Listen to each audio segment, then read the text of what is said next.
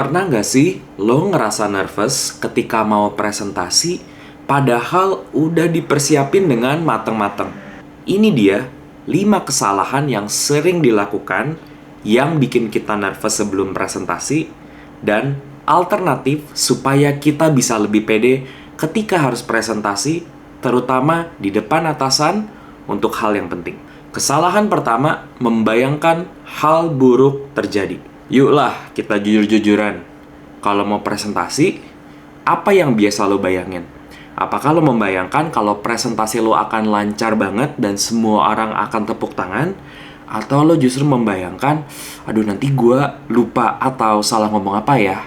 Nanti orang bakal nanya pertanyaan apa ya yang gue nggak bisa jawab? Kalau lo sama seperti gue, lo akan cenderung menanyakan pertanyaan yang kedua, di mana mode kita sebelum presentasi adalah kita mode antisipasi. Kita membayangkan hal buruk yang mungkin terjadi, sehingga akibatnya kita malah bikin diri kita sendiri jadi tambah nervous. Well, sebenarnya membayangkan hal yang terburuk itu nggak sepenuhnya jelek. Positifnya, setiap kali mau presentasi, pasti persiapan gue udah mateng banget. Kekurangannya, biarpun persiapan udah mateng, gue tetap ngerasa nervous. Ini terjadi karena ketika kita menganggap bahwa presentasi ini adalah ancaman, tubuh kita itu jadinya menghasilkan hormon kortisol yang membuat kita itu menjadi semakin nervous. Apa alternatifnya? Alternatifnya, bayangin hal yang baik terjadi. Instead of bayangin kita bakal lupa, ditanya pertanyaan susah dan kita nggak bisa jawab, bayangin presentasi kita itu berjalan dengan sangat lancar. Bayangin ketika kita mulai dengan opening, audiens kita mulai mendengarkan presentasi kita. Ketika kita menyampaikan poin, mereka mengangguk-anggukan kepala. Dan di akhir, kita mendapatkan apa yang kita mau. Apakah itu keputusan,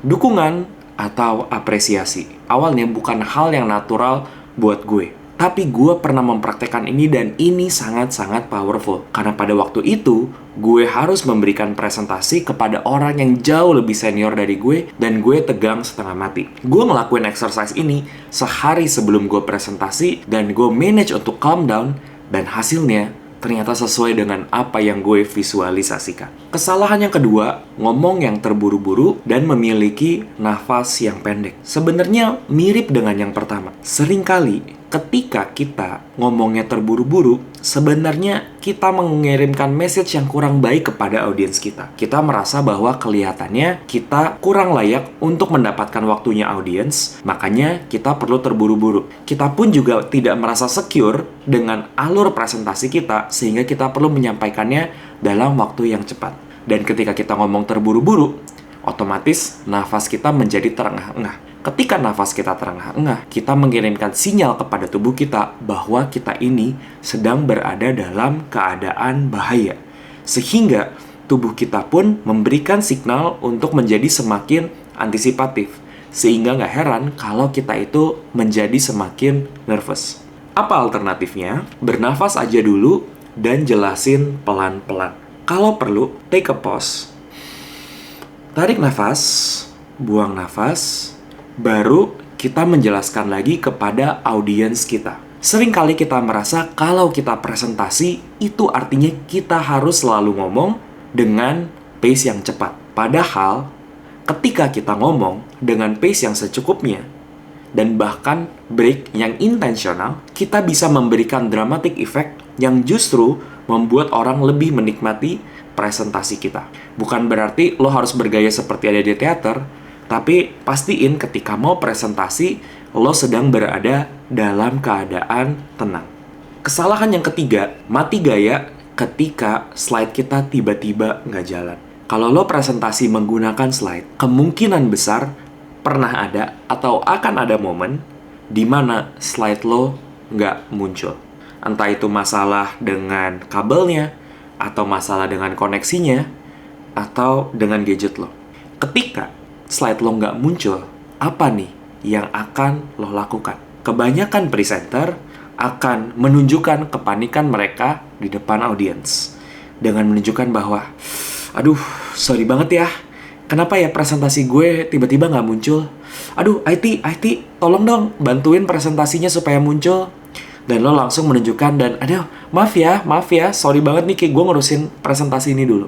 Dari situ, tidak hanya lo mengirimkan message kepada audiens bahwa lo tidak siap untuk presentasi tanpa slide, melainkan lo juga membuat diri lo sendiri menjadi nervous. Karena skrip yang udah lo susun atau rencana yang udah lo miliki ternyata tidak sesuai dengan kenyataannya. Salah satu kemungkinannya, kalau lo sangat-sangat nervous ketika slide lo nggak muncul adalah karena lo bener-bener ngafalin apa yang sudah ada di presentasi dan nggak bisa mendeliver kalau nggak ada presentasinya.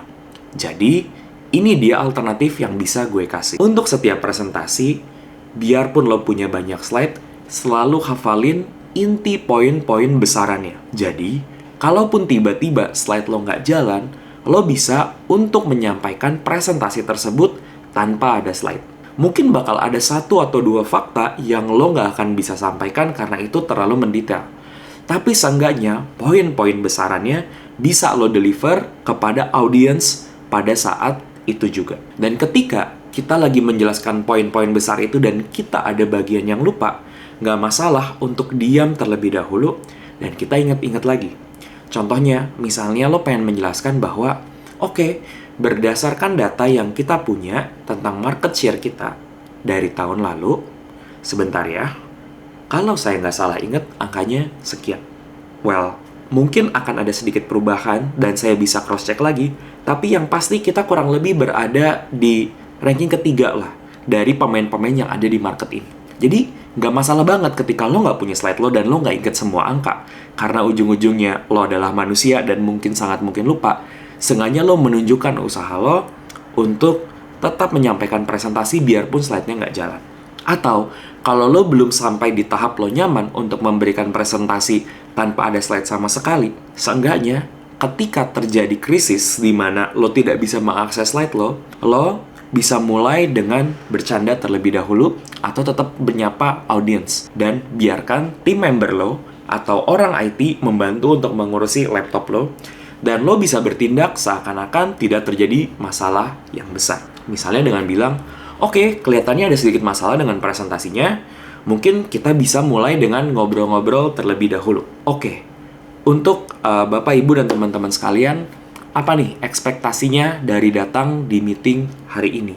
Mungkin boleh tulis dulu di chat atau boleh ada yang mau share kira-kira apa. Dari situ menunjukkan bahwa kita ini memiliki kemampuan untuk menguasai panggung biarpun pada saat itu situasinya tidak sesuai dengan apa yang kita inginkan. Kesalahan yang keempat, menganggap bahwa sebagai presenter kita harus tahu semua hal.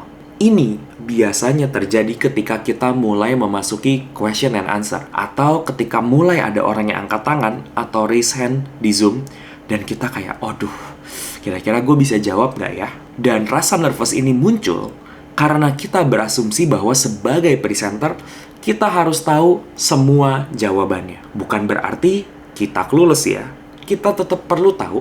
Tapi again, sebagai manusia, mungkin banget kita skip 1 atau 2 hal. Alternatifnya adalah, ketika kita diberikan pertanyaan, kita selalu bisa kasih disclaimer seberapa akurat informasi yang bisa kita berikan pada saat itu.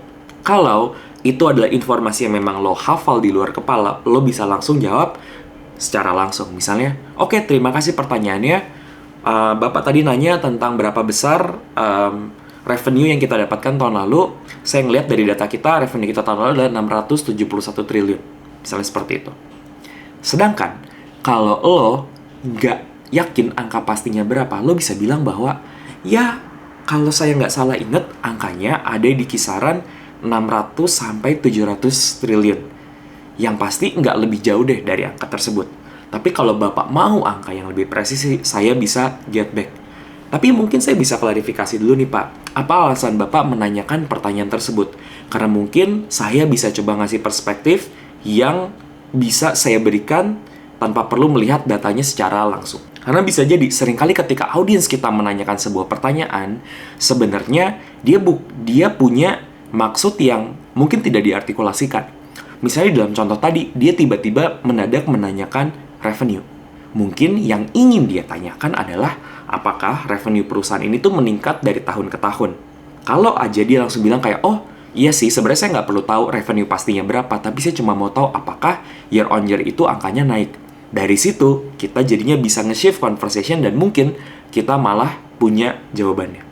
Jadi, nggak usah langsung terlalu takut kalau kita nggak tahu jawabannya, karena selalu ada cara buat kita tetap engage dan menjadi presenter yang dihargai. Kesalahan yang kelima, merasa bahwa presentasi jelek itu adalah akhir dari segalanya. Seringkali kita terlalu membesar-besarkan dampak dari presentasi yang jelek terhadap karir maupun hidup kita. Gue paham sih, ada beberapa presentasi yang sangat-sangat penting di dalam hidup kita. Misalnya ketika kita lagi mempromosikan proyek kita ke senior leader, atau kita lagi pitching untuk mendapatkan pendanaan. Gue paham dan mungkin presentasi yang kurang bagus bisa mengurangi chance kita untuk mendapatkan apa yang kita mau. Tapi kadang-kadang kita itu terlalu membesar-besarkan impresi orang terhadap presentasi kita. Kita mungkin merasa bahwa satu, kok kayaknya presentasi kita jelek banget.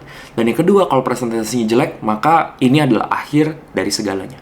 Alternatifnya adalah, bukan berarti kita merasa kalau presentasi kita itu pasti udah bagus. Alternatifnya adalah, selesai presentasi, selalu minta masukan dari orang yang bisa lo percaya. Sebisa mungkin, minta masukan yang sangat spesifik.